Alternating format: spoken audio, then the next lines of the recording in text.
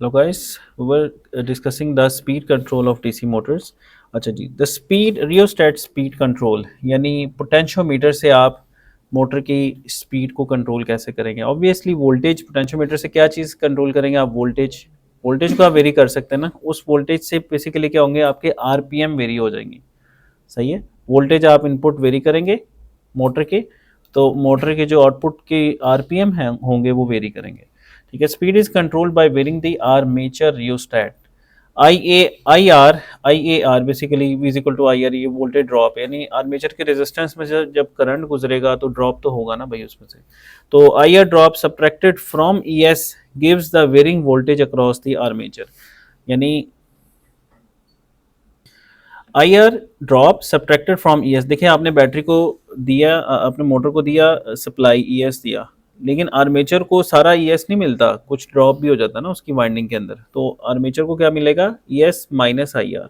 सही है, तो I R drop subtracted from E S gives varying voltage across the armature. Method use to reduce the speed below its nominal speed recommended for small motors as considerable power is wasted across rheostat. अब आप बड़ी Motors का जाहिर बड़ा current होगा, आप अगर ज़्यादा करंट होगा ड्रॉप भी ज़्यादा बढ़ जाएगा। तो ये वेस्ट है, इसमें वेस्ट बहुत हो रहा है। क्या हो रहा है? वेस्ट हो रहा है, क्योंकि जहाँ रेजिस्टेंस आ जाएगी ना, ये जहन में रखिएगा, उसने क्या करना है, खाना पीना शुरू कर देना, उसने एनर्जी वेस्ट कर देनी है उसने आपकी।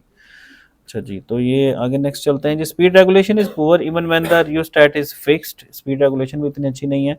With increased load IA increases causing large IR drop reducing the speed substantially. The field winding is separately excited by constant voltage source. अब ये देखें ना, फील्ड वाइंडिंग के अक्रॉस तो वोल्टेज सोर्स कांस्टेंट आ रहा है ना, ES।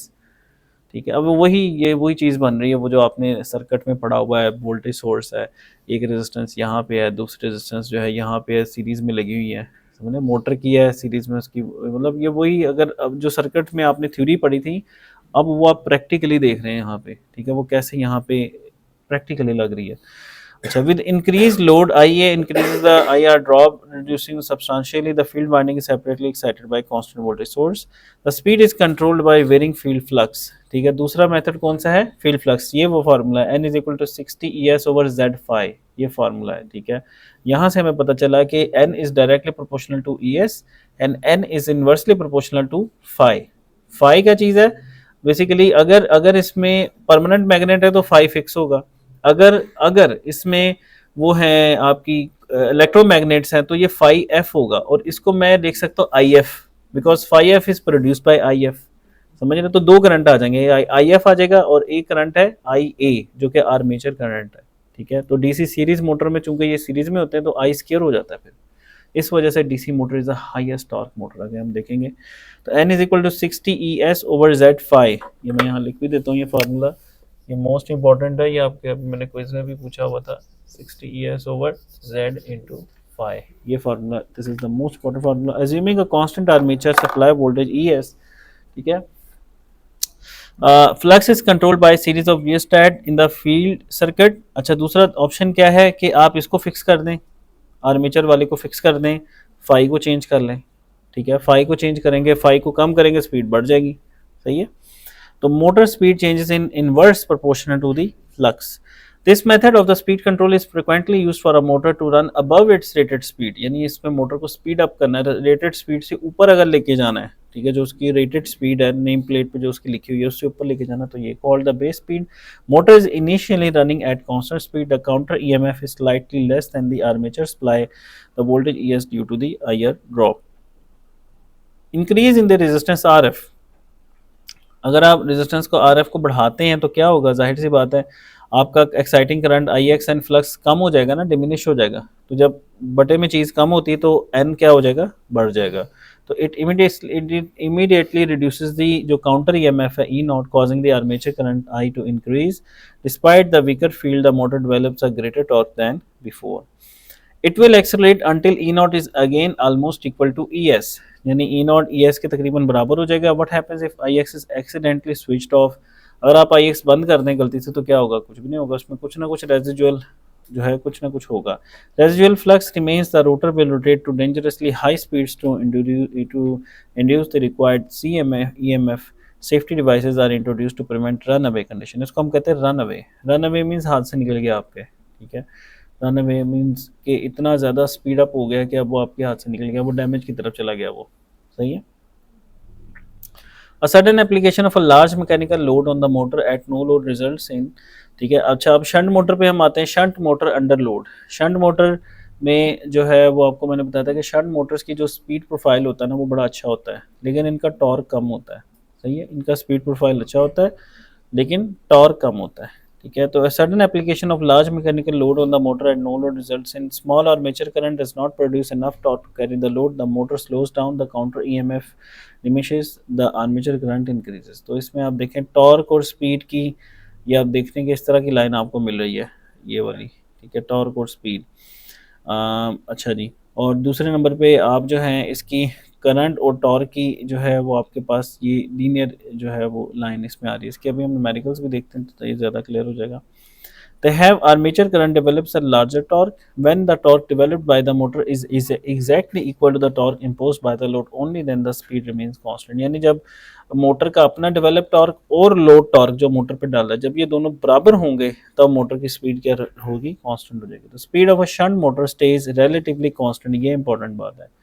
Speed of the shunt motor remains relatively constant from no load to full load। कि जो शंट मोटर है उसका स्पीड प्रोफाइल अच्छा होता है लेकिन टॉर्क फारिग होता है। सीरीज मोटर का टॉर्क अच्छा होता है लेकिन स्पीड प्रोफाइल फारिग होता है। तो हमने क्या फिर इसका इन बिटवीन निकाला, उसको क्या कहेंगे, कंपाउंड मोटर, जिसका स्पीड प्रोफाइल बेहतर है सीरीज वाले से और उसका टॉर्क प्रोफाइल शंट वाले से बेहतर है। सही है। A shunt motor rotating at 1500 rpm is fed by 120 volts। ठीक है, अब ये देखें, ये अब आपके सामने एक छोटा सा न्यूमेरिकल प्रॉब्लम है, बड़ा इजी सा। ये आप देखें 120 वोल्ट है, ये आर्मेचर की रेजिस्टेंस है 0.1 ओम, 1500 आरपीएम पे घूम रही है, 51 एम्पेयर जा रहे हैं टोटल। देखें 51 एम्पेयर है, आगे दो पाथ हैं। देखें वही सर्किट आ गया आपका, सर्किट ने जान नहीं छोड़नी आपकी। सही है, और ये 120 ओम की है रेजिस्टेंस। अब मुझे बताओ यहाँ कितना करंट है इस ब्रांच के अंदर, यहाँ पे कितना आएगा, कितना होगा, कितना एम्पेयर होगा। देखें रेजिस्टेंस देखें ना कितनी है, 120 ओम, सप्लाई कितनी है 120 वोल्ट, 1 एम्पेयर। ठीक है, सर्किट पढ़ लिया सारा कुछ, लेकिन भाई अब प्रैक्टिकल अप्लाई करने का वक्त आ गया। यानी ये देखना 120 वोल्ट इधर भी आ रहे हैं और यहाँ पे 120 ओम, तो 1 एम्पेयर है। अब 51 इधर से आया, इधर गया कितना, 1 एम्पेयर। यूनिट ना गलत करो भाई, मुजक्कर को मोनस, मोनस को मुजक्कर ना करो भाई, उठाने वाला काम ना करो। अच्छा जी, तो 51 माइनस 1, यहाँ पे कितना आ जाएगा 50, क्या आ जाएगा 50। अच्छा जी जी, अब देखें यहाँ पे कितना आ जाएगा, 1 एम्पेयर इधर आ गया, तो आर्मेचर वाइंडिंग से कितना गुजर रहा है 50 ampere. 50 120 ohm, armature resistance is 0.1 ohm. Calculate the current in the armature, तो ये हमने निकाल लिया कितना करंट है 50 एम्पेयर। कितना है 50 एम्पेयर आ गया। सही है, 50 एम्पेयर इन दी आर्मेचर। और अब इसमें आप देखें कि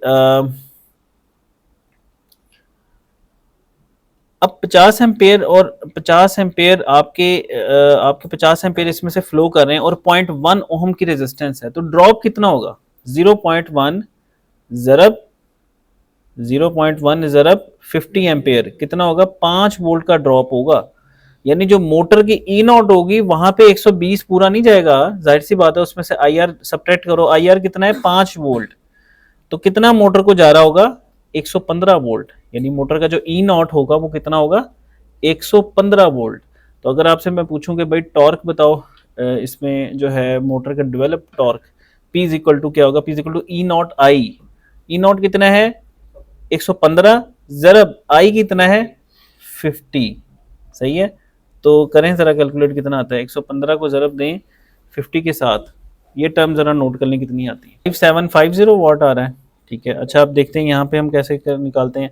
अच्छा, calculate the counter EMF, E naught equal to ES minus IR 120 minus 50 into 0.1 115 volt.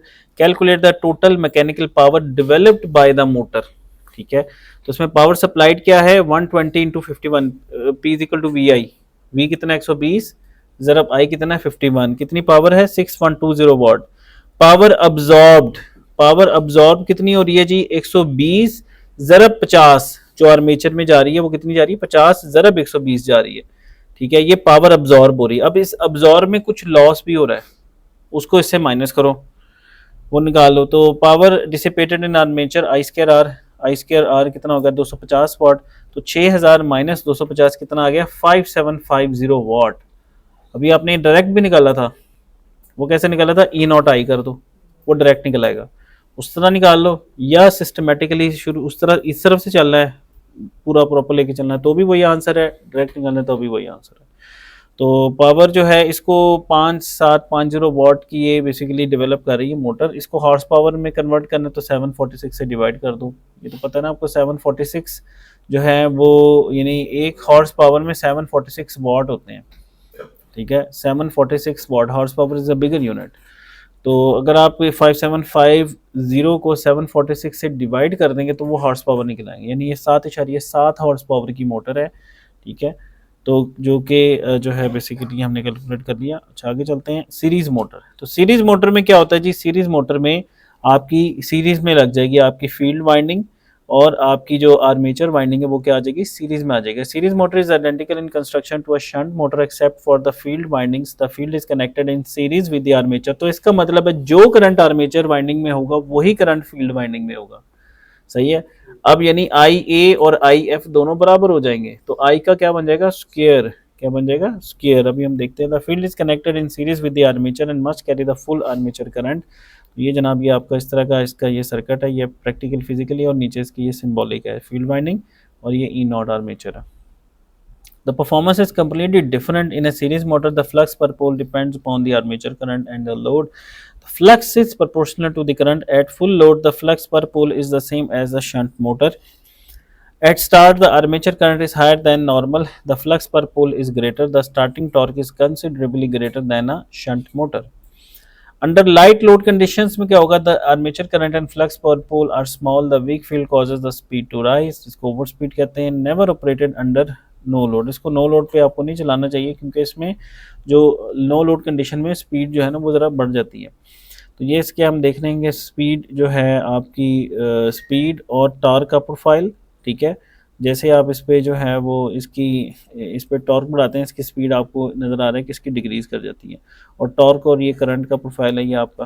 ठीक है, तो never operated under no load because may cause excess run away speeds that can destroy the rotor, जिसको centrifugal force भी कहते हैं। अच्छा, अब इसमें देखें फार्मूला क्या था कि torque is equal to Z phi I over 2 pi. हमने लास्ट लेक्चर में देखा था, जिसमें हमने टॉर्क की कैलकुलेशंस करके इसका फार्मूला निकाला था। Torque is equal to Z phi I over 2 पाई।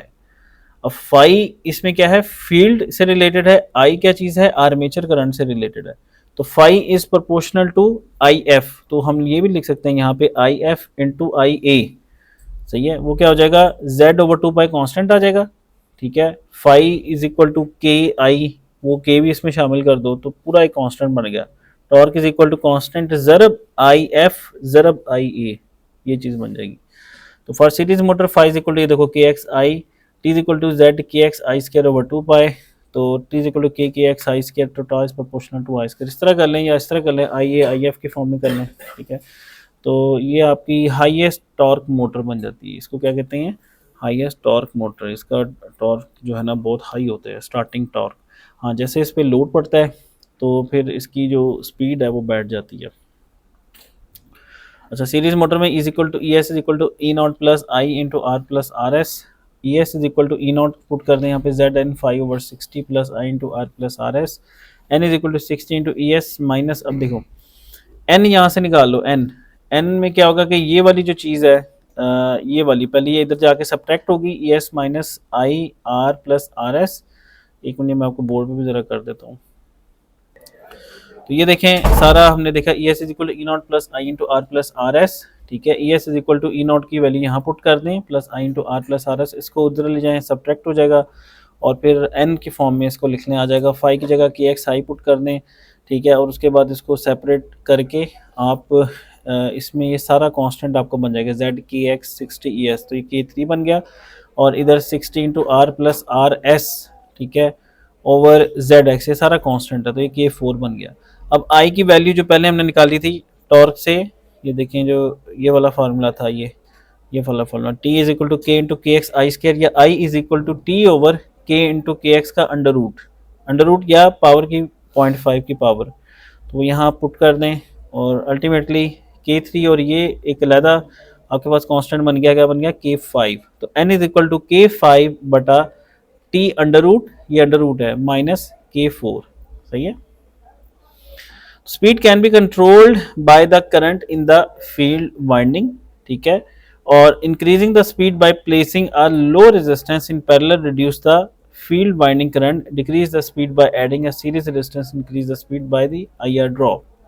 अच्छा, इसको हम जो है वो भी देखते हैं दोबारा। Thank you very much for listening जी। तो हम डिस्कस कर रहे थे सीरीज मोटर स्पीड कंट्रोल, ठीक है। Speed can be controlled by the current in the field winding, increase the speed by placing a low resistance in parallel, reducing the field winding current, यानी अगर field winding का current कम होगा तो उसका phi भी कम होगा, और जब फाई कम होगा तो आरपीएम बढ़ जाएंगे, ठीक है, क्योंकि इन्वर्सली होता है ना उसमें।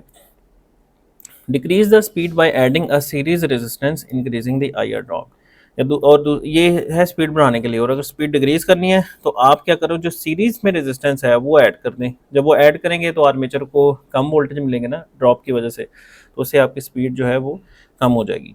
तो ये देखें यहाँ पे आपका जो स्पीड है और आर्मेचर करंट है ऑन दी एक्स एक्सिस, और वाई एक्सिस पे क्या है, टॉर्क है। तो टॉर्क वर्सेस करंट, ठीक है, इसका आप देख रहे हैं इस तरह का ग्राफ बन रहा है, और टॉर्क वर्सेस स्पीड इस तरह का ग्राफ बन रहा है। और ये आप नोट करें 0 1 2 3 ये पर यूनिट में, पर यूनिट का मैंने आपको आइडिया दिया था, पर यूनिट कैसे निकलता है, मैक्सिमम वैल्यू से डिवाइड कर दो, सही है, यानी रेटेड से डिवाइड कर दो, बेस से डिवाइड कर दो। तो इसकी जो रेटेड स्पीड है वो 1 है बेसिकली। अब ये 1500 भी हो सकती है, 750 भी हो सकती है, जो भी आपकी बेस स्पीड है नेम प्लेट के मुताबिक। इसी तरह से ये 1 क्या है, आपकी रेटेड वैल्यू है, ये उससे दुगनी है, ये उससे क्या है, तिगनी है, 3 गुना है, सही है। अच्छा जी, अब series motors are used on the equipment requiring a high starting torque, they are also used to drive devices which must run at high speeds at light loads. ये वाली बात, लाइट लोड अगर है तो हाई स्पीड जो है वो उस पर अगर चलाने। The series motor is particularly well adopted for traction purposes such as in electric trains, acceleration is rapid because the torque is high at low speeds, ठीक है। The series motor automatically slows down as the train goes up a grade yet turns at top speed on the flat ground. The power of a series motor tends to be constant. Power constant होगी क्योंकि P is equal to tau omega. अगर tau ज़्यादा है तो omega कम हो जाएगा, ठीक है। तो because high torque is accompanied by low speed and vice versa। और power का फार्मूला हमने पहले ड्राइव किया था, क्या होता है, तो वो 2 पाई समथिंग करके था, जो सिंप्लीफाई करो तो ये बन जाता है कि NT over 9.55, ठीक है जी। P is equal to NT over 9.55। Series motors are also used in electric cranes and hoists. Light loads are lifted quickly and heavy loads more slowly। अच्छा जी, आगे चलते हैं जी। 15 हॉर्स पावर 240 वोल्ट्स 1780 RPM, ठीक है, DC series motor has a full load rated current of 54 ampere, ठीक है। Full load rated current कितना है, 54 एम्पेयर का है। Operating characteristics are shown in figure. Calculate the current and speed when the load torque is 24 newton meter. जब आपका load torque कितना है, 24 न्यूटन मीटर का है। अच्छा, अब इसमें हमने पहले तो ये देखना है ना कि हमारा जो टॉर्क है वो बेस कितना है, ये जो 1 कितना है, पहले तो हमने ये देखना है। अब यहाँ पे रेटेड करंट कितना दे रहा है, जो रेटेड करंट है, आर्मेचर करंट है, जो रेटेड करंट है वो आपका आ रहा है 54 एम्पेयर। कितना आ रहा है, 54 एम्पेयर। अच्छा, पावर कितनी है, 15 हॉर्स पावर। इसको वॉट में अगर हम लेके जाएं तो कितने बन जाएंगे, 15 ज़रब 746, तो ये आपके वॉट बन जाएंगे। और करंट आपका कितना आ गया, 54 एम्पेयर। और इसकी जो है P is equal to tau omega, या P इज इक्वल टू वो पीछे वाला फार्मूला NT over 9.55, उससे आप टॉर्क निकाल सकते हो ना, निकाल सकते हो ना। पावर यहाँ से आ गई, ठीक है, N दिया हुआ है 1780, ये है रेटेड RPM, ठीक है। P आ गया, N आ गया, तो इससे T निकालो। टी क्या निकलेगा, बेस टी आपका कितना है, उससे आपका बेस टी निकलेगा। लेकिन आपने कैलकुलेट किस पे करना है, 24 पे करना है, तो 24 बटा बेस टी, उससे आपका पॉइंट आएगा पर यूनिट। क्या आएगा, पर यूनिट। समझ आ गई पर यूनिट की। पर यूनिट के लिए आपको बेस से तकसीम करना है ना उसको। बेस कैसे निकलेगी, बेस यहाँ पे नहीं गिवन, लेकिन हम निकाल सकते हैं। कैसे निकाल सकते हैं, पावर से और आपके आरपीएम से हम टी निकाल सकते हैं। तो ये देखें बेस पावर निकालें 15 हॉर्स पावर इंटू 746 1190 वाट, तकरीबन ये 11.19 किलो वाट है। बेस स्पीड कितने 1780, बेस करंट कितना है 54, तो बेस टॉर्क क्या होगा 9.55 पीबी ओवर एनबी, ठीक है, वही जो पीछे फार्मूला अभी हमने देखा। तो उससे बेस टॉर्क भाई ये 60 है, 60 है बेस टॉर्क। तो अब आपने क्या करना है 24/60 करना है, तो करें हैं ज़रा कैलकुलेट, साथ साथ कैलकुलेट करते रहें ताकि ये वेरीफाई हो जाए कैलकुलेशंस। अगर इसमें कोई टाइपो है तो उसको हम ठीक कर लेंगे। तो ये आता है जनाब 24/60 0.4, कितना आ रहा है 0.4। अब जरा आप ग्राफ पे नोट करें, ग्राफ पे देखें 1 तक कितने डब्बे आ रहे हैं, 1 2 3 4 5 डब्बे, यानी 0.2 का एक डब्बा है, 0.2 0.4 0.6 0.8 1। अब टॉर्क कितना है 0.4 का, 0.4 का टॉर्क है, यानी यहाँ टॉर्क का 0.4 कहाँ पे थे, ये है 0.4, सही है। अब इसके अकॉर्डिंगली आप यहाँ चेक करें, ठीक है। यहाँ पे अब आपकी जो स्पीड है वो कितनी बन रही है, ये देखें, ये क्या है टॉर्क वर्सेस करंट, तो ये करंट है, ये बेसिकली करंट यहाँ से निकलेगा। करंट कितना है इस वक्त, मोटर कितना करंट ले रही होगी, देखें रेटेड आरपीएम कितने 1700 कितने 1780 है, और उस पे मोटर का करंट कितना है रेटेड 54 एम्पियर है, जो पीछे लिखा हुआ था 54 एम्पियर। लेकिन अब जरा डिफरेंट है, इसके ऑपरेटिंग पॉइंट डिफरेंट है। देखें ये है रेटेड, हम निकाल रहे हैं ऑपरेटिंग पॉइंट के ऊपर, सही है। तो ऑपरेटिंग पॉइंट पे करंट कितना आ जाएगा 0.2, और पॉइंट कितना बनता है 0.4 0.6, ये कितना बन रहा है 0.6, तो 0.6 टाइम्स 54, 0.6 टाइम्स 54 कितना निकलता है भाई 0.6 टाइम्स 50 32.4 एम्पेयर। इस वक्त मोटर 32.4 एम्पेयर है। और अब आप यहाँ पे देखें ये तो आ गई आपकी करंट की। अब एन निकालते हैं हम, एन कितना है, यहाँ पे देखें एन कितना है, अगेन ये 1 पॉइंट कितना आ रहा है 1.4 आ रहा है, तो 1.4 टाइम्स रेटेड आरपीएम वो कितनी है 1780, तो देखें 1780 जरा 1.4249 बात समझ आई कैसे इसको देखना है, सही है। तो ये है तरीकाकार, सही है। रेटेड से बढ़ गए ना, आरपीएम बढ़े हुए यहाँ पे, बिकॉज आप इसको लो टॉर्क पे चला रहे हो ना, लो टॉर्क पे चला रहे हो। रेटेड टॉर्क इसका कितना है, रेटेड टॉर्क इसका है 60 न्यूटन मीटर, आप इसको चला रहे हो 24 न्यूटन। अभी मैंने बताया आपको कि डीसी सीरीज मोटर में जब लोड डालते हैं तो स्पीड गिर जाती है, लेकिन अगर लोड लाइट हो तो स्पीड बढ़ भी जाती है, यानी इसमें ये भी एक फिनोमिनन होता है डीसी सीरीज मोटर के अंदर, ठीक है। ग्राफ के मुताबिक ऐसे हमने चलना है, सही है। अच्छा जी, अब देखते हैं जी, calculate the efficiency at 24 newton metre. इस पे आप एफिशिएंसी कैलकुलेट करें। एफिशिएंसी कैसे कैलकुलेट करें, output power over input power. तो इसमें आप देखें पी इनपुट कितनी है 240, इस वक्त चूंकि मोटर 32.4 ले रही है ना करंट, तो power P equal to V I लगा लें, डीसी मोटर है ना, कॉस फाई नहीं है इसके अंदर, वो नहीं है, पावर फैक्टर नहीं है, तो P equal to V I, इसको कहते हैं V I P formula. P is equal to V I electrical में, P is equal to tau omega mechanical में, P is equal to N T over 9.55, वो जो हमने देखा, यानी ओमेगा नहीं, अगर आपका एन आरपीएम में है तो वो वाला फार्मूला जो हमने देखा, वैसे क्या होता है P is equal to tau omega, ये फार्मूला होता है, सही है। तो P in is equal to आपका आ गया 7776 वाट, P आउट क्या आ गया N T over 9.55, N put करें, एन कितना आपका 2492, ज़रब टॉर्क कितना आपका 24 है, डिवाइडेड बाई 9.5 है, 6262.6, ये मोटर की आउटपुट पावर है। यानी मोटर बिजली लेके, इलेक्ट्रिकल बिजली लेके इतनी मैकेनिकल एनर्जी यानी इतनी मैकेनिकल पावर दे रही है, सही है। यानी मोटर 7776 वाट लेके आपको 6262.6 वाट दे रही है मैकेनिकल, बाकी कहाँ जा रहे हैं लॉसेस, अंदर जो लॉसेज हैं वाइंडिंग के लॉसेज हैं, विंडेज के लॉसेज हैं, आगे हम इसमें नेक्स्ट मिनट के बाद देखेंगे बड़े लॉसेज होते हैं इसके अंदर ना। इंडक्शन मोटर में वो मैं आपको करवाऊंगा, लॉसेज कैलकुलेट करना है इंडक्शन मोटर के लॉसेज, वेरियस लॉसेज होते हैं, सही है, स्टेटर लॉसेज, रोटर लॉसेज। खैर इसमें आप देखें इसके आर वाले लॉसेज है, तो इसमें देखें एफिशिएंसी आपकी कितनी आ रही है 80.53 80.53%। अच्छा जी, अब आते हैं आप कंपाउंड मोटर की तरफ। आपको बताया कि डीसी सीरीज़ और डीसी शंट, शंट का स्पीड प्रोफाइल अच्छा है, कांस्टेंट स्पीड होती है, और सीरीज़ का टॉर्क प्रोफाइल अच्छा है, लेकिन स्पीड प्रोफाइल इतना अच्छा नहीं होता।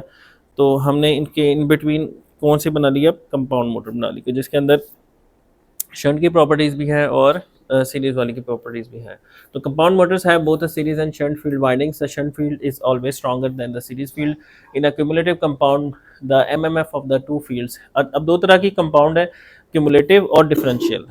क्यूमुलेटिव में क्या होगा कि दोनों के दोनों फील्ड्स एक दूसरे को एड अप करेंगी, सपोर्ट करेंगी। डिफरेंशियल में क्या होगा, एक दूसरे को अपोज करेंगी, ठीक है। और वो उसका उसका हम देखते हैं कि वो कैसे बिहेव करेगी, ठीक है। तो ये देखें आप, एक सीरीज वाइंडिंग ई नॉट के साथ एक सीरीज में है वाइंडिंग आर्मेचर के साथ, और दूसरी एक शंट के साथ, यानी कंपाउंड मोटर बन गई आपकी। Compound motor cumulative under no load conditions, the series field has a low current, ठीक है। The MMF is negligible, the shunt field is fully excited by IX, the motor behaves like a shunt machine की तरह चलेगी। अच्छा, और under load conditions में क्या होगा कि as the load increases the armature slows down, armature current increase the current passing through the series field generates a larger EMF. अब जैसे उस पे देखें ना, अब जैसे आर्मेचर से करंट बढ़ेगा तो सीरीज वाइंडिंग से भी बढ़ेगा ना, क्योंकि सीरीज आर्मेचर के साथ सीरीज में है, उससे भी बढ़ेगा, लेकिन वो एडिटिव है, यानी सपोर्ट कर रही है दूसरी फील्ड को, तो इस तरह से उसको स्पीड कांस्टेंट रहेगी, यानी पॉजिटिव फीडबैक इफेक्ट हो रहा है। यानी अगर एक तरफ कमी आ रही है तो दूसरी तरफ से उसको सपोर्ट मिल रही है। तो वो देखते हैं, increase current passing through the series field generates a larger EMF, the shunt field remains constant, the total MMF is greater than at the no load. The motor speed falls with increased load. The motor speed changes from maximum at no load to 10 to 30% minimum at the full load. 10 से 30% की जो है वो इसमें आपको variations देखने को मिलेगी लोड कंडीशंस के अंदर। अच्छा, उसमें डिफरेंशियल में क्या होता है कि the series field is connected so that is opposes the shunt field, the total MMF decreases with the increase in load, the speed rises as the load increases, ठीक है, and may lead to instability.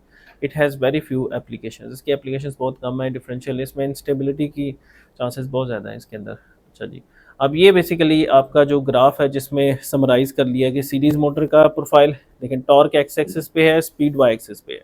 Torque बनाने से देखें speed कैसे गिर रही है series motor की, टॉर्क बढ़ रहा है तो ये देखें स्पीड कैसे गिर रही है, सही है। फिर उसके बाद कंपाउंड मोटर आ जाती है, शंट की देखें बेहतर है, शंट की स्पीड ज़्यादा नहीं गिर रही, सही है, शंट की स्पीड बेहतर है बाकियों से। अच्छा, उसके बाद डिफरेंशियल की ज़रा उल्टी है, ये यूं जा रही है, यानी ये इंस्टेबिलिटी की तरफ जा रही है, ये उल्टी ऊपर की तरफ जा रही है, टॉर्क बनाने से स्पीड बढ़ रही है उल्टा। तो ये जनाब आपकी जो है वो स्पीड और टॉर्क की करैक्टरिस्टिक्स हैं डीसी मोटर्स की। Series motor, shunt motor, compound motor, cumulative compound और डिफरेंशियल कंपाउंड। अच्छा, अगर आपने डायरेक्शन रिवर्स करनी है, वैसे सिंपल डीसी मोटर में आपको पता कनेक्शन चेंज कर दो, पोलैरिटी चेंज कर दो, मोटर की डायरेक्शन रिवर्स हो जाएगी। इंडक्शन मोटर में क्या होता है कि फेस चेंज करना होता है, ये याद रखिएगा। अक्सर इंडस्ट्री में होता था कि हम लोग काम करते थे, तारे शारे निकाली, टेक्नीशियन गया, उसने जनाब कॉल आ गई हमें, सर आपका पंखा उल्टा घूम रहा है, तो क्या होता था, वो फेस गलत लगाया होता था। फेस चेंज कर दें तो, क्योंकि रिवॉल्विंग मैग्नेटिक फील्ड है ना, RYB ABC सीक्वेंस है, तो फर्ज करें क्लॉकवाइज घूम रही है रोटेटिंग मैग्नेटिक फील्ड, अगर एक फेस चेंज कर देगा तो वो उल्टा घूमने शुरू हो जाएगी। दो ही पॉसिबिलिटी हैं, क्लॉकवाइज या एंटी क्लॉकवाइज, या ABC सीक्वेंस होती है या ACB सीक्वेंस होती है, ये याद रखना है। फेस सीक्वेंस क्या होती है, या ABC होती है या ACB होती है। इसी तरीके से तब जो जनरेटर्स होते हैं AC के, DC में तो होता है ना, दो बैटरी पैरेलल में जोड़ दो, वोल्टेज बराबर है, दोनों पैरेलल में लग गई। लेकिन AC के अंदर क्या होता है कि आपको वोल्टेज भी बराबर करने पड़ते हैं, फ्रिक्वेंसी भी बराबर करनी पड़ती है, फेस सीक्वेंस भी बराबर करना पड़ता है। फेस सीक्वेंस यानी RYB को RBY से नहीं जोड़ोगे तो धमाका हो जाएगा, समझ रहे, RYB। और fourth one is the phase angle, सबका जो फेज एंगल है वो सेम होना चाहिए। चार कंडीशंस होती हैं इसी में, ये आगे हम मिड टू के बाद इंशाल्लाह ताला पढ़ेंगे। वो सबसे इंपॉर्टेंट जो कोर्स का कंटेंट है वो मिड टू के बाद ही आता है, इंडक्शन मोटर और इंडक्शन जनरेटर्स, ये मतलब सिंक्रोनियस जनरेटर्स जो ऑल्टरनेटर्स होते हैं, इंशाल्लाह ताला उसको करेंगे। तो अभी तक हमने बेसिक्स की हैं, बेसिक्स के बाद हमने ट्रांसफार्मर्स की हैं, ट्रांसफार्मर्स के बाद हमने डीसी मशीन्स की हैं, और डीसी मशीन्स में हमने रोटरी मशीन्स की हैं जिसमें जनरेटर भी हो गए हैं और मोटरें भी हो गई हैं, सही है। अच्छा, तो अब इसमें अगर आपने देखा, direction of the rotation can be reversed bye reversing the current flow in either the armature connection, shunt and series field windings. अब देखें, अब ये रेगुलर कनेक्शंस है आपके, इसमें रेगुलर घूम रही है motor, original connections of the compound motor है ना, इसमें शंट और दोनों है। अच्छा, और अगर आपने रिवर्स कर दिया है इसके कनेक्शन, जैसे ये देखें, ये इसको इधर लगा दें और ये वाला इधर लगा दें, तो ये आपका reversing the armature connections to reverse the direction of the rotation, सही है, कनेक्शन उल्टे लगा दिए हम। अच्छा, इसमें भी देखें, reversing the field connections to reverse the direction of rotation, अगर आपने फील्ड कनेक्शन से रिवर्सिंग करनी है तो यहाँ से भी हो सकता है, इसको इधर लगा दें, इसको इधर लगा दें, और फिर उसके नतीजे में आपको ये देखिए फील्ड के आपने कर दिया, आर्मेचर के वही रखे, फील्ड के चेंज कर दिए, ये फील्ड में आती है ना दोनों, ठीक है, और ये आपकी जो है आर्मेचर के सेम है, इसमें क्या आर्मेचर के चेंज कर दें, फील्ड की सेम रख लें, सही है। तो ये तरीका होता है इसकी जो कनेक्शंस को रिवर्स करने का। Armature connection, shunt and series field windings. Starting a shunt motor. Starting a motor by applying the full voltage to a stationary will cause a heavy current to flow, causing burnout of the armature. ठीक है, damage the commutator and brushes due to heavy sparking, overload the supply feeder.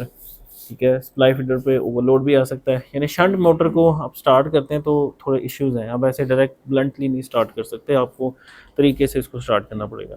तो snapping off the shaft due to the mechanical shock damage the mechanical load.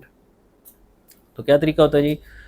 इसका तरीका यह है कि means must be provided to limit the starting current, जिसको inrush current कहते हैं। Starting current को क्या बोलते हैं? Inrush current. स्टार्ट में जो हाई करंट उसमें फ्लो होता है। तो to limit the starting current to reasonable values, connect a rheostat in series with the armature. Armature के साथ एक रियोस्टैट क्या होता है? पोटेंशियो। ठीक है, उससे आप कंट्रोल कर लेना, स्टार्टिंग करंट को कंट्रोल कर सकते हैं। As the speed increases, the counter EMF increases. Resistance can be reduced as the CMF, जो counter EMF increases. Use the power electronics to drive the armature current. Power electronics is marvelous. It's amazing. ठीक है, इंशाल्लाह ताला आप electronics वाले जो हैं इसको मज़ीद करेंगे, इसको डिटेल में देखेंगे। Power electronics it's amazing. आजकल जितनी भी इवन पावर में क्या था जी? वही ट्रांसफार्मर है, वही मोटरें शोटरें, वही ये आज इससे 100 साल पहले भी ये चीज़ें थी। लेकिन आज मॉडर्निज्म किस वजह से, कहाँ से ये जिद्दत आई है? पावर इलेक्ट्रॉनिक की वजह से। ये जितनी इतनी ज़्यादा ऑटोमेशन आई है वो सारी पावर इलेक्ट्रॉनिक्स की बदौलत। यानी इलेक्ट्रॉनिक्स पावर में घुसा दी हम लोगों ने। जहाँ मिली एम्पेयर का था डायोड, वो किलो एम्पेयर वाला डायोड बना दिया, समझ रहे? जहाँ सिंपल बीजेटी था वहाँ पावर बीजेटी बन गया, जहाँ मॉस एफईटी था वहाँ पावर मॉस एफईटी बन गया, समझ रहे? चीज़ वही है, वही असूल है, लेकिन अब उसमें करंट रेटिंग उनकी बढ़ गई है। सही है, अच्छा जी आगे देखते हैं हम जनाब। ये इसका एक सर्किट है, contacts connect to the current limiting resistors. ठीक है, इसमें ये देखें आपके पास से ये कॉन्टेक्ट्स हैं। ठीक है, ये आपकी आर्मेचर बन गई। ठीक है, ये आपकी फील्ड वाइंडिंग है। ठीक है, इसके साथ आपने लपेट के ये देखें ये इधर लगाई हुई है, ये आपका फील्ड वाइंडिंग का कनेक्शन है और आर्मेचर का कनेक्शन अब आपके इसके साथ है।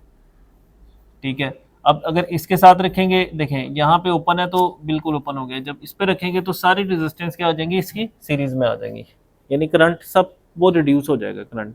ठीक है, उसके बाद अगर आप इसको इधर करेंगे तो ये वाली बाईपास हो जाएगी, अब ये वाला सर्किट बन जाएगा। यहाँ पे सप्लाई लगाई, ये फ्यूज है। ये क्या है? फ्यूज। ये फ्यूज का सिंबल होता है, ये फ्यूज है शॉर्ट सर्किट के बचने के लिए, और ये है स्विच SPDT इसको बोलते हैं, सिंगल SPST है, ये सिंगल पोल सिंगल थ्रू है। यहाँ पे अगर हम देखें कि ये वाला जो स्विच है ये basically double pole single throw है।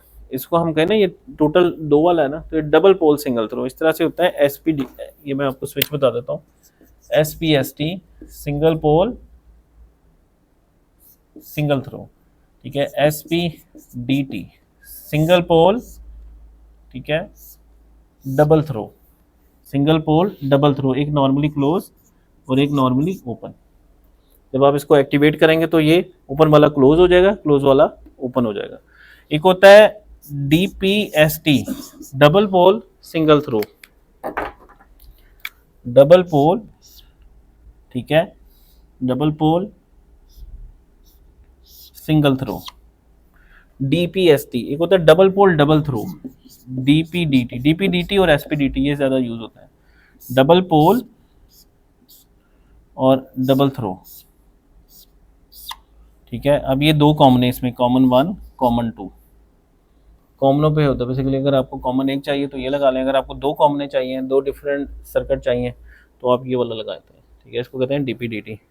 इंस्ट्रूमेंटेशन मेजरमेंट्स के कोर्स में आपको करवाते हैं, ये बड़े मशहूर चीज़ें हैं, रिलेज के अंदर यूज़ होती हैं और ये हर इंडस्ट्री में, इवन आपके घरों में जो अप्लायंस लगे होंगे ना उसमें ये रिलेज होते हैं। रिले का नाम सुना कभी? रिलेज, इसके बगैर सर्किट इलेक्ट्रिक का मुमकिन ही नहीं है। ये हर इलेक्ट्रिक सर्किट में आपको ऑलमोस्ट मिलेगी एक आधी रिले। ठीक है, तो अच्छा, contacts connect to the current limiting resistance, contact arm in the off position M, manually move arm to position N to start। पहले इसको N पे करें तो ये स्टार्ट हो जाएगी motor. Supply voltage causes full field current to flow। अच्छा, अब इसका करंट फुल फ्लो है क्योंकि ये देखें ना, आपने इसको उठा के इसके साथ लगाया हुआ है, तो जब यहाँ करेंगे तो करंट फील्ड का फुल हो जाएगा, लेकिन आर्मेचर का करंट जो है वो काफ़ी कम होगा। देखिए वही सर्किट है, मैं आपको फिर बार बार कहना, आपने सर्किट पढ़ा था, ये देखें आप अप्लाई हो रहा है सर्किट। ईडीसी में भी सर्किट अप्लाई हुआ था, आपने देखा था ना किस तरह सर्किट अप्लाई होता है ईडीसी के अंदर, current divider law, voltage divider law, वही चीज़ें हैं। तो अब आप देखें मशीन्स के अंदर कैसे वो अप्लाई हो रहा है। अच्छा, armature current is limited by the resistors R1, R2, R3 and R4 as the speed increases E naught build. जाहिर है जैसे जैसे स्पीड बढ़ेगी तो वो जो काउंटर बैक ईएमएफ है ई नॉट वो भी बढ़ती है, ठीक है। तो when the acceleration ceases arm is move to the next contact, ठीक है, when the motor begins where the motor begins to accelerate, when the acceleration ceases, जहाँ पे एक्सेलरेशन जो है वो सीज करना शुरू होगा, रुकना, ज़रा हल्का सा रुकना शुरू होगा तो आर्म अगली पे चला जाएगा, करंट बढ़ जाएगा मजीद, where the motor begins to accelerate. तो ये था जनाब इसका अच्छा जी आगे चलते हैं जी। At last contact electromagnet holds arm in the place, जो लास्ट कॉन्टैक्ट है वो देखें इलेक्ट्रोमैग्नेटिक लगा हुआ है, वो उसको होल्ड कर लेगा उस पर। If the supply voltage is suddenly interrupted और field excitation suddenly cut off the electromagnet release the arm, this safety feature prevents the motor restart, motor को रीस्टार्ट होने से जो है ना वो बचा देता है। तो ये एक सेटअप था इसका, जो मैनुअल फेस प्लेट स्टार्टर है, बेसिकली ये मोटर का क्या है, स्टार्टर। अभी हमने देखा ना कि मोटर को, शंट मोटर को स्टार्ट करना एक इशू है, उससे स्पार्किंग होती है, डैमेज हो सकता है, ह्यूज करंट फ्लो हो जाता है। तो ये उसका एक हल है कि ये वाला एक सर्किट है मैनुअल फेस प्लेट स्टार्टर इसको बोलते हैं। वैसे जो आगे मशहूर स्टार्टर्स जो जिन पर मैंने भी बहुत ज़्यादा काम किया इंडस्ट्री में, उसमें होता है direct online start, induction motor के स्टार्टर्स होते हैं, डॉल जिसको कहते हैं, लगे भी मैं आपकी इधर पार्क के सामने ना, डायरेक्ट ऑनलाइन स्टार्टर होते हैं। फिर उसमें होता है वाई डेल्टा स्टार्टर, फिर उसमें होता है एक ऑटो ट्रांसफार्मर स्टार्टर, फिर उसमें होता है सॉफ्ट स्टार्टर जिसमें पावर इलेक्ट्रॉनिक्स यूज होती है, फिर उसके अंदर सॉफ्ट स्टार्टर, फिर एक ड्राइव होती है जिसको वीएफडी बोलते हैं। फिर ये क्वेश्चन बड़ा मशहूर है इंडस्ट्री में, पूछा जाता है कि भाई what is the difference between a soft starter and a drive. ये सवाल बड़ा अहम है। सॉफ्ट स्टार्टर का काम क्या होता है, स्टार्टिंग करंट को रिड्यूस करना। ड्राइव के अंदर स्टार्टिंग करंट रिड्यूस हो जाता है, वेरिएबल स्पीड भी मिल जाती है आपको, आप इंडक्शन मोटर को वेरिएबल स्पीड पे भी घुमा सकते हो। घर में जो पंप होता है, जाहिर है एसी मोटर है, सिंगल फेज है, क्या वो वेरिएबल स्पीड पे घूमती है? वो तो फिक्स पर वो उठा करके वो जाती है अपने, वो जो भी उसका 1470 आरपीएम है या जितना 2900 आरपीएम है, फटाफट पहुंच जाती है जीरो से। तो और अच्छा खासा झटका मारती है, इसको हैमर कहते हैं, वाटर हैमर, और ह्यूज करंट ड्रॉ करती है सप्लाई से, झटका देती है आपकी सप्लाई पे, ठीक है। हमारे उधर लगी थी एक मोटर, 250 किलोवाट की मोटर थी, 415 की मोटर थी। एलपी पे इतनी बड़ी मोटर वैसे रखनी नहीं चाहिए। तो जब वो चलती थी ना, कंप्रेसर की थी वो मोटर, नाइट्रोजन पैकेज की, तो लाइटें डिम हो जाती थी हमारी, और हमारे यूपीएस में लार्म्स आ जाते थे लो वोल्टेज के, डिप आती थी। जाहिर है इतनी हैवी मोटर ने जब चलना है उसने करंट भी खींचना टिका के, आप समझ रहे हैं आप। तो ये जो करंट, स्टार्टिंग करंट है, झटका, इसको रोकने के लिए बनते हैं स्टार्टर्स, मोटर के स्टार्टर कहते हैं उसको, क्या बोलते हैं, स्टार्टर। तो ये आपके सामने आ गया manual face plate starter DC Motors का। तक के लिए इतना, thank you very much for listening. Hello guys.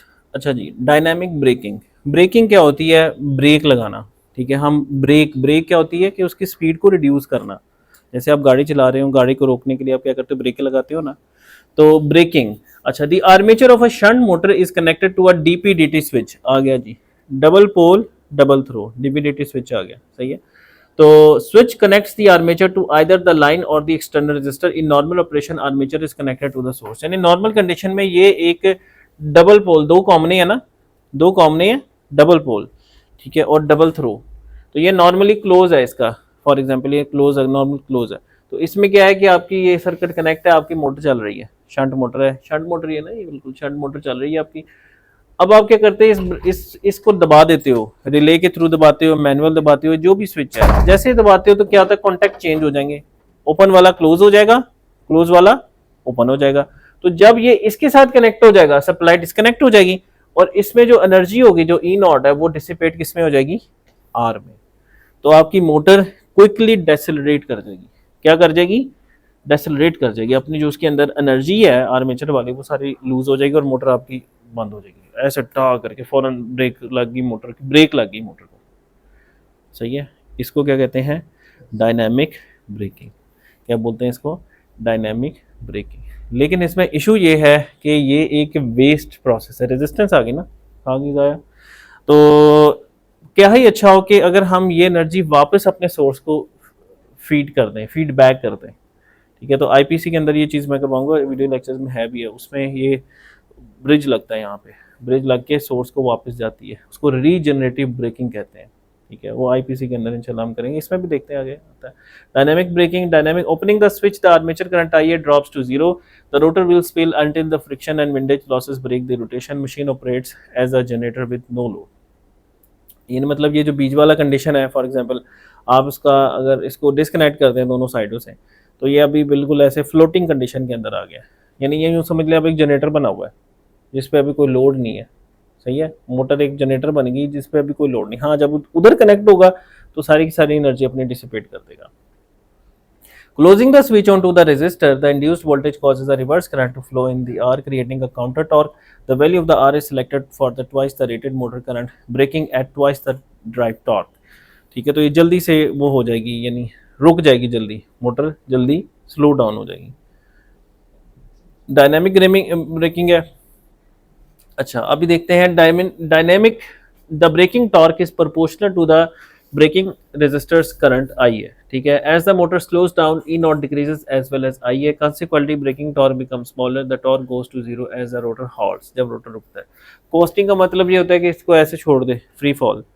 Costing का मतलब क्या है? फ्री फॉल, यानी अगर आप मोटर पे कोई ब्रेक अप्लाई ना करें तो ये प्रोफाइल होगा उसका, यानी ये उसकी जो स्पीड है वो इस तरह से टाइम के साथ ना, कितने टाइम के बाद इस तरह स्लोली स्लोली होगी। लेकिन अगर आप डायनामिक ब्रेकिंग करेंगे तो देखें ठा करके ये कैसे विद इन मतलब with in T naught 2 T naught 3 with in, मतलब ये एक्सपोनेंशियली डिके कर गई है।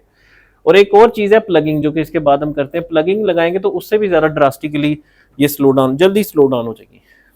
ये ऐसे ही जैसे गाड़ी की ब्रेक आप मारते हैं फ़ौरन गाड़ी रुक जाए, ठीक है, ये गाड़ी आहिस्ता आहिस्ता रुके, आप बात समझ रहे हैं, ये वो चीज़ है मोटर की ब्रेकिंग, क्या कहेंगे इसको हम? ब्रेकिंग। अच्छा जी, आगे चलते हैं। The speed drops quickly at first and then more slowly, dynamic braking is an exponential decay, speed drops by half in the event equal intervals of T naught, T naught के equal intervals में, जो T naught 2 T naught 3 T naught, ठीक है। Plugging क्या चीज़ है? Plugging में क्या हो रहा है भाई? प्लगिंग देखते हैं। The motor can be start more rapidly by plugging, plugging is the sudden reversing of the armature current. नहीं जी, ये उससे भी ज़्यादा गलत, मतलब गलत नहीं, मतलब उससे ज़्यादा भयानक, यानी वो पुट्ठा ही कर दो। मतलब एक तो था ना रेजिस्टेंस लगा के उसको डिसिपेट करो, एक तो पुट्ठा ही कर दो, ठीक। तो अब वो क्या है जी? Plugging is the sudden reversing of the armature current, accomplishing by reversing the terminals to the armature under normal conditions. I A is equal to, normal condition में क्या होगा कि I A is equal to E S minus E naught over R naught, और ये normal conditions के अंदर है। लेकिन जब आप प्लगिंग कर रहे हैं तो आप प्लगिंग कंडीशन के अंदर आप देखें कि आपके ये देखें कनेक्शन भी रिवर्स हो गए, जो नीचे वाला टर्मिनल था वो ऊपर लग गया, ऊपर वाला नीचे लग गया, ठीक है। और यानी ये ज़्यादा ही वो हो गया है, मतलब कि ना प्लगिंग आपने कर दी, और एक तो रिवर्स हो गया, दूसरा रेजिस्टेंस भी आ गई सीरीज़ में। अगर आप नोट करें, ये देखें रेजिस्टेंस इस तरह लग गया, इस तरह से ये सारा सर्किट आपका मुकम्मल हो रहा है। तो ये प्लगिंग का बेसिकली इसको हम कहते हैं सर्किट। तो sudden reversing the terminals causes the net voltage acting on the armature circuit to become E S plus E naught, यानी E S plus E naught, यानी ई नॉट वाला और ई एस वाला ये दोनों एडअप हो जाएंगे इसके अंदर। अगर आप देखें ना, ये माइनस है ना, माइनस है, ये इसके साथ जब आपने जोड़ा तो ये प्लस है। आपको पता है प्लस माइनस क्या होते हैं? एडअप हो जाते हैं। दो सेल भी आप लगाते हैं ना, माइनस प्लस माइनस, वो एडअप होते हैं।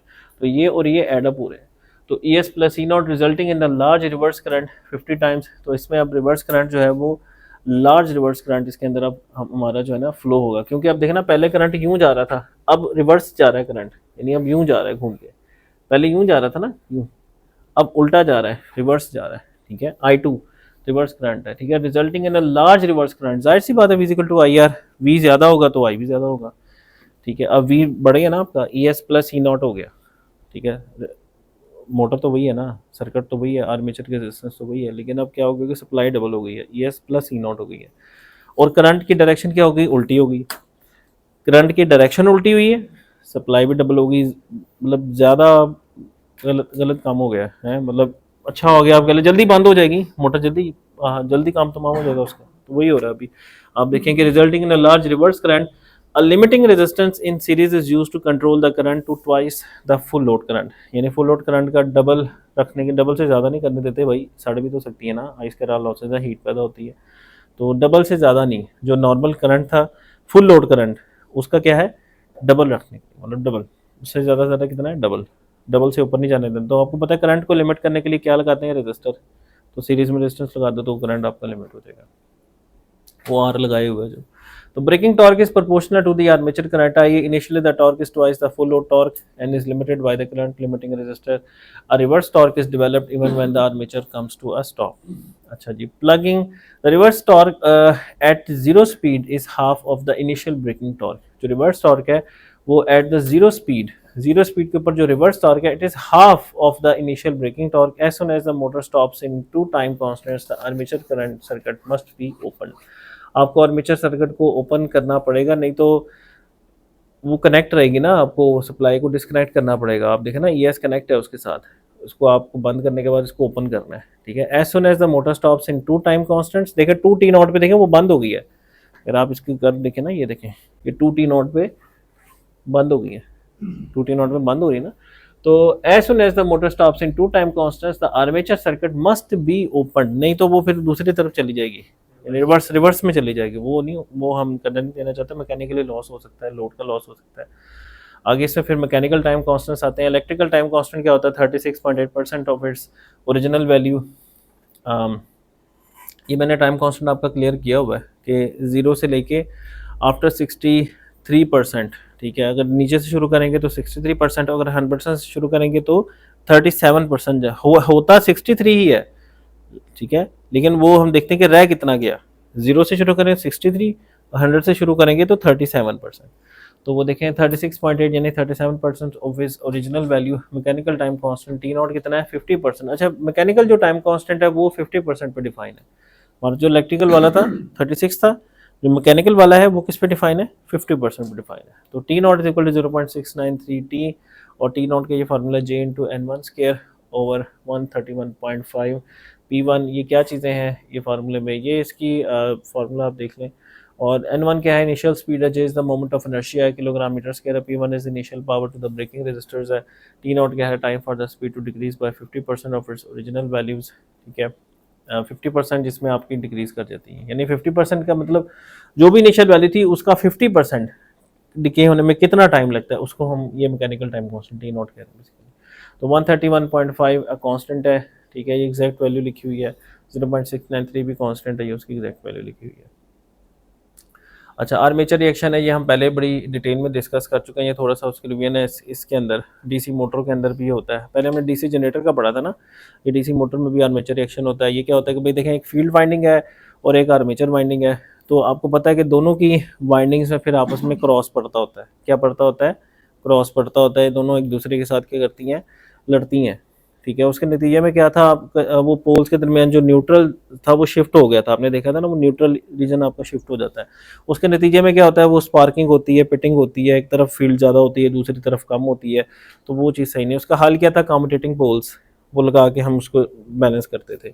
तो current flowing in the armature conductors also create a MMF which distorts and weakens the flux coming from the poles. Flux phi1 is produced by the poles, flux F2 is produced by the conductors, flux phi3 is the resultant flux। Video animation भी देखी थी, एक phi F होता है, एक phi A होता है, दोनों में 90 डिग्री का होता है, डिले होता है, उसके नतीजे में एक रिजल्टेंट फ्लक्स पैदा हो जाता है, ठीक है। तो ये सारा आपको पहले करवाया हुआ, this is the basically armature reaction, okay. और ये कब होता है, जब ये कब आता है, जब लोड पड़ता है, लोड जब लोडिंग होती है, जब आर्मेचर में करंट फ्लो करता है। नो लोड में तो नहीं होता, लोड पे होता है ना, ठीक है।